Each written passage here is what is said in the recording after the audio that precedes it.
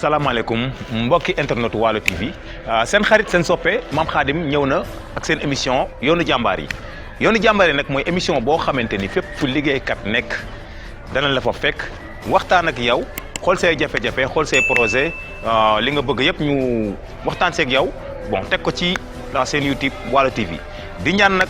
yéen ñi nga xamante ni yéenay seer internet yi ngeen daw gaaw abonné sur la chaîne YouTube Waalo TV mun ngeen woo aussi tamit si numéro bii si suuf bon ñu waxtaan fekk si la fi nga nekkee tamit boo bëggee ñu wane la ñu waxtaan ak yow comme ni leen ko waxee woon rek yéen ñiy bay yéen ñi nekk ci kaw gi nekk ci jéeri ji am problème moo xam problème mu ndox la moo xam problème mu hôpital la wala district sanitaire moo xam jafe-jafe bu ngeen mën di am aussi bu ngeen ñu woowee ci numéro bi suuf mun na ñëw foofu waxtaan ak yéen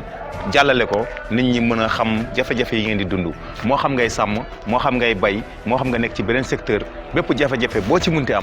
boo woowee waa Waalo TV danañ ñëw surtout man Mame Kha ak équipe bi ñu àndal waneen leen ko kon nag sama gaay à bientôt yoonu jàmbaar yi